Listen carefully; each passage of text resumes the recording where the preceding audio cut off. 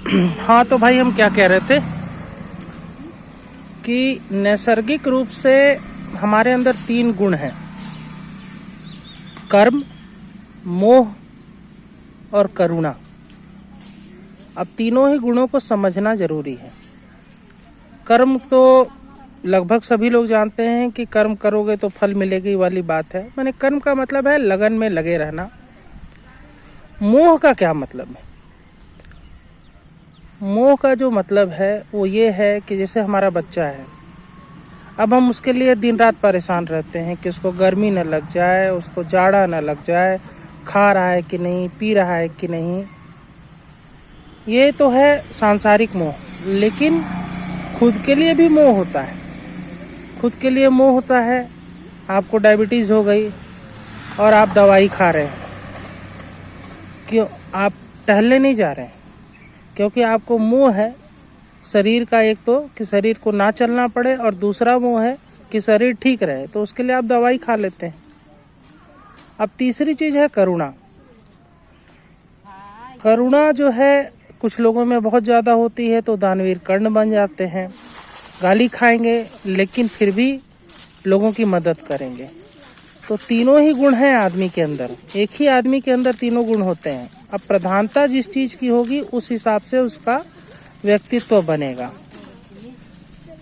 कर्म, मोह और करुणा, इन तीनों का ही संगम है हमारा। लेकिन एक चौथा भी गुण है, वो है संताप। संताप जिसको आप कहते हैं कि हमारा भाग्य बना देता है, सब कुछ कर देता है या नहीं करता है। अब कर्म को वस्तुतः संताप नहीं होता। जैसे आप कर्म करने वाला कोई व्यक्ति है, उसका पैर फ्रैक्चर हो गया, तब भी वो तीसरे चौथे दिन ऑफिस चला जाएगा और लगा रहेगा। मोह करने वाले व्यक्ति को सबसे ज्यादा संताप होता है, क्योंकि उसको हर बात का डर होता है। उसको डर होता है कि लाइट न चली जाए, उसको डर होता है कि बिजली का बिल न ज्यादा आ जाए, तो वो हर चीज में संताप करता है। और करुणा करने वाले व्यक्ति को संताप की आवश्यकता ही नहीं होती, क्योंकि उसके दिमाग में रहता है कि हम कर रहे हैं तो हम ये सोच के थोड़ी कर रहे हैं कि हमको इसका क्या रिटर्न मिलेगा।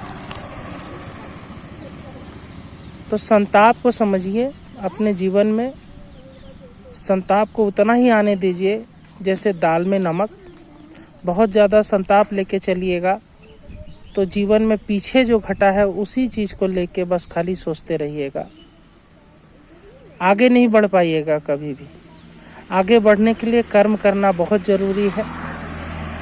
मोह में भी रहिए, लेकिन उतना ही रहिए जितना ज़रूरी है।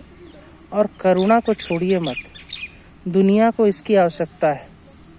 अगर करुणा हम छोड़ देंगे तो जीवन में कुछ भी बचेगा नहीं। खुश रहिए, मस्त रहिए।